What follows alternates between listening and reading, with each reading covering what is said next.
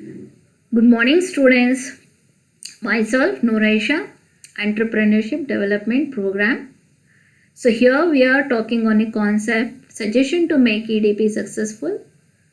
So, in entrepreneurship development, in earlier sessions, we discussed what are the different problems faced by an entrepreneur while conducting the or facing the EDP. So, how to overcome those problems that can be in the form of suggestions to make EDP more successful. In this session, we're going to discuss.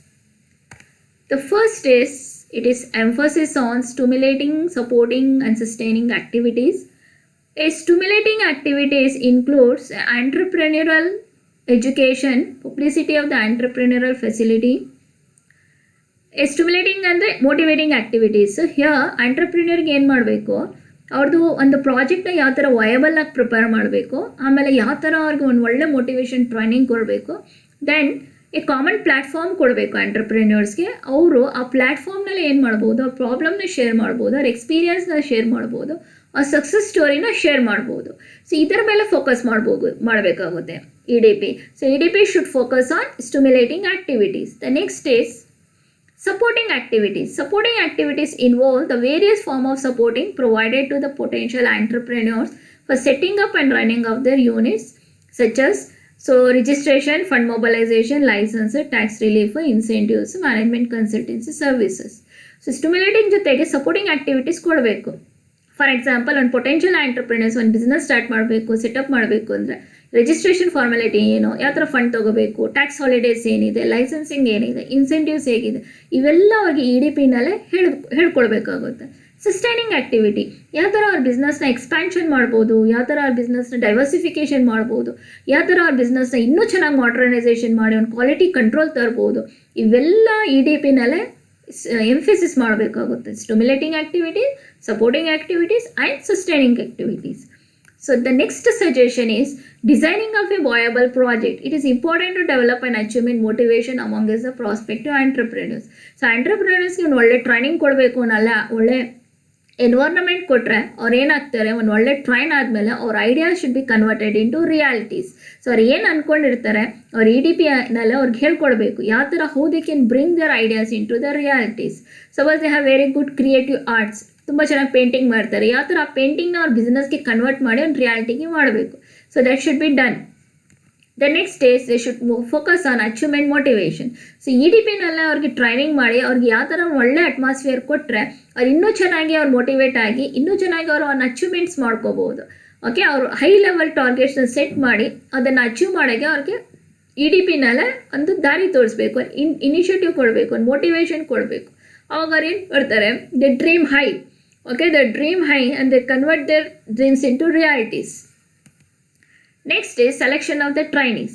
This is also play a very important role. ಯಾಕೆಂದರೆ ಯಾರಿಗೆ need ಇರುತ್ತೆ ಅವ್ರಿಗೆ training ಕೊಡಬೇಕು. ಸುಮ್ಮನೆ training ಅಂದರೆ ಫಾರ್ಮಾಲಿಟಿಗೋಸ್ಕರ ಕೊಟ್ಟರೆ ಏನಾಗುತ್ತೆ, ಆ ಟ್ರೈನಿಂಗ್ ವೇಸ್ಟ್ ಆಗಬಾರ್ದು. So selecting A right person for the right training.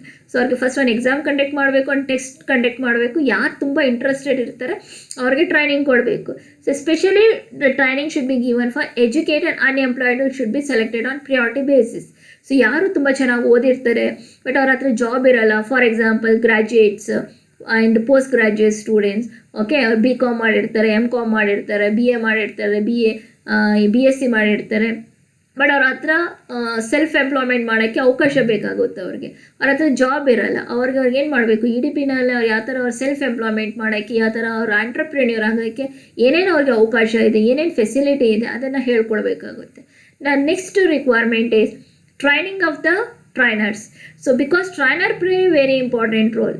Okay, so ಯಾವ ಥರ ಒಂದು ಕ್ಲಾಸ್ ರೂಮ್ನಲ್ಲಿ teacher play important role to impart knowledge, ಅದೇ ಥರ ಟ್ರೈನಿಂಗ್ನೆಲ್ಲ EDPನಲ್ಲೇ ಒಂದು ಒಳ್ಳೆ ಟ್ರೈನರ್ನ ಸೆಲೆಕ್ಟ್ ಮಾಡಬೇಕು.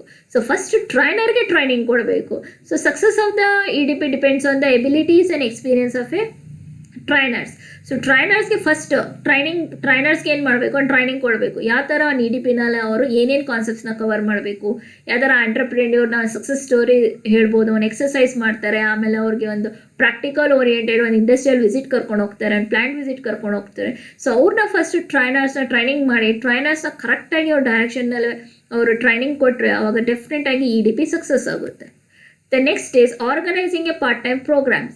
So usually EDP-ನ ಯಾಕೆ ಅವಾಯ್ಡ್ ಮಾಡ್ತಾರೆ ಅಂದರೆ 4 weeks 5 weeks 1 week 1 month 2 months ಆ ಥರ ಲಾಂಗ್ ಡ್ಯೂರೇಷನ್ ಇರೋದ್ರಿಂದ ಮೋಸ್ಟ್ ಆಫ್ ದ ಆಂಟ್ರಪ್ರಿನರ್ಸ್ ಏನು ಮಾಡ್ತಾರೆ, ಅವ್ರ ಬಿಸ್ನೆಸ್ ಬಿಟ್ಟು ಹೋಗಿ ಅಲ್ಲಿ ವರ್ಕ್ ಮಾಡೋಕ್ಕೆ ಅವ್ರಿಗೆ ಇಷ್ಟ ಆಗಲ್ಲ. ಅದಕ್ಕೆ ಏನು ಮಾಡಬೇಕು, ಒಂದು ಆಲ್ಟರ್ನೇಟಿವ್. ಸಪೋಸ್ ಅವ್ರು ಬಿಸ್ನೆಸ್ಸು ಮಾಡಬೇಕು, ಅವ್ರ ಎಂಟರ್ಪ್ರೈಸ್ ಆಲ್ರೆಡಿ ಎಸ್ಟಾಬ್ಲಿಷ್ ಆಗಿದೆ, ಅವ್ರು ಇನ್ನೂ ಚೆನ್ನಾಗಿ ಬೆಳಿಬೇಕು ಅಂದರೆ ಪಾರ್ಟ್ ಟೈಮ್ EDP ಪ್ರೋಗ್ರಾಮ್ಸ್ನ ಅರೇಂಜ್ ಮಾಡಬೇಕು. For example weekends Saturday Sunday ಕೊಟ್ಟರೆ ಅವ್ರಿಗೆ ಏನು ಮಾಡ್ತಾರೆ, ಸ್ವಲ್ಪ ಟೈಮ್ ಮಾಡ್ಕೊಂಡು ಹೋಗಿ ಅಟೆಂಡ್ ಮಾಡ್ತಾರೆ. ಇಲ್ಲಾಂದರೆ ಈವ್ನಿಂಗ್ ಟೈಮ್ಸ್ ಮಾಡೋದು. ಅವಾಗ ಏನು ಮಾಡ್ತಾರೆ, ಅವರು ಈವ್ನಿಂಗ್ ಟೈಮ್ಸ್ ಹೋಗಿ ಅಟೆಂಡ್ ಮಾಡಿ ಅವ್ರ ಬಿಸ್ನೆಸ್ಗೆ ಏನೇನು ಬೇಕು ಪ್ರಾಕ್ಟಿಕಲ್ ಆಗಿ ಅವ್ರು ಕಲಿತಾರೆ. So it is another suggestion how to make a EDP more attractive.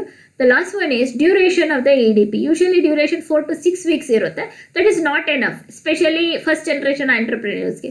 ಅವ್ರು ಫಸ್ಟ್ ಟೈಮ್ ಸ್ಟಾರ್ಟ್ ಮಾಡ್ತಾರೆ, ಅವ್ರಿಗೆ ಏನೂ ಐಡಿಯಾ ಇರಲ್ಲ, ಫಾರ್ಮಾಲಿಟೀಸ್ ಗೊತ್ತಿರಲ್ಲ, ಅವ್ರು ಏನು ಮಾಡಬೇಕು, ಮಾರ್ಕೆಟಿಂಗ್ ಅಂದರೆ ಏನು, ಪ್ರೊಡಕ್ಷನ್ ಹೇಗಿರಬೇಕು, ಆಮೇಲೆ ಒಂದು ಲೈಸೆನ್ಸ್ ಹೇಗೆ ತೊಗೋಬೇಕು, ಏನೂ ಗೊತ್ತಿರಲ್ಲ. ಅವಾಗ ಸಾಲಿಡಾಗಿ ಅವ್ರಿಗೆ 6 months ಟ್ರೈನಿಂಗ್ ಕೊಟ್ಟರೆ ಅವಾಗ ಎಲ್ಲ ಕಾನ್ಸೆಪ್ಟ್ಸ್ನ ಕವರ್ ಮಾಡ್ಬೋದು. ಫ್ರಮ್ ದ ಫಾರ್ಮ್ಯಾಲಿಟೀಸ್, ಯಾವ ಥರ ಫಾರ್ಮ್ಯಾಲಿಟೀಸ್ ಫುಲ್ಫಿಲ್ ಮಾಡಬೇಕು, ಮಾರ್ಕೆಟಿಂಗ್, HR, ಫಿನಾನ್ಸ್, ಎಲ್ಲ ಏರಿಯಾಸ್ನ, R&D, ಇನ್ನೋವೇಟಿವ್ ಐಡಿಯಾಸ್, ಆಮೇಲೆ tax holidays, relieves, incentives, so ಎಲ್ಲ ಏರಿಯಾಸ್ನಲ್ಲಿ ಅವ್ರಿಗೆ ಟ್ರೈನಿಂಗ್ ಕೊಟ್ಟರೆ ಅವ್ರಿಗೆ ಅವಾಗೇನಾಗುತ್ತೆ, 6 monthsಲ್ಲೇ ಅವ್ರು ತುಂಬ ಚೆನ್ನಾಗಿ ಟ್ರೈನಿಂಗ್ ಕೊಟ್ಟು ಬಂದ ತಕ್ಷಣ ಅವರು ಒಳ್ಳೆ ಆಂಟ್ರಪ್ರಿನರ್ಸ್ ಆಗ್ತಾರೆ, ಒಂದು ಸಕ್ಸಸ್ಫುಲ್ ಆಂಟ್ರಪ್ರಿನರ್ಸ್ ಆಗ್ಬೋದು.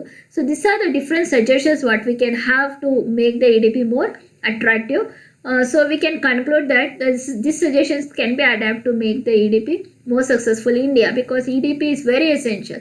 ಒಂದು ಆಂಟ್ರಪ್ರಿನರ್ಶಿಪ್ ಇಂದಾನೇ ಒಂದು ಎಕನಾಮಿಕ್ ಡೆವಲಪ್ಮೆಂಟ್ ಆಗುತ್ತೆ. ಆ ಆಂಟ್ರಪ್ರಿನರ್ಶಿಪ್ ಆಗಬೇಕು ಅಂದರೆ EDP ಚೆನ್ನಾಗಿರಬೇಕು, ಅವ್ರಿಗೆ ಒಂದು ಕೊಡೋ ಪ್ರೋಗ್ರಾಮ್ ಚೆನ್ನಾಗಿರಬೇಕು, ಟ್ರೈನಿಂಗ್ ಚೆನ್ನಾಗಿರಬೇಕು. ಆವಾಗ ಡೆಫಿನೆಟಿಗೆ ಆಂಟ್ರಪ್ರಿನರ್ಸ್ ತುಂಬ ಚೆನ್ನಾಗಿ ಡೆವಲಪ್ ಆಗ್ತಾರೆ.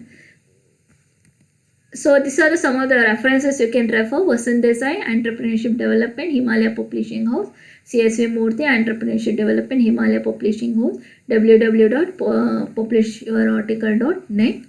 Thank you for watching this video.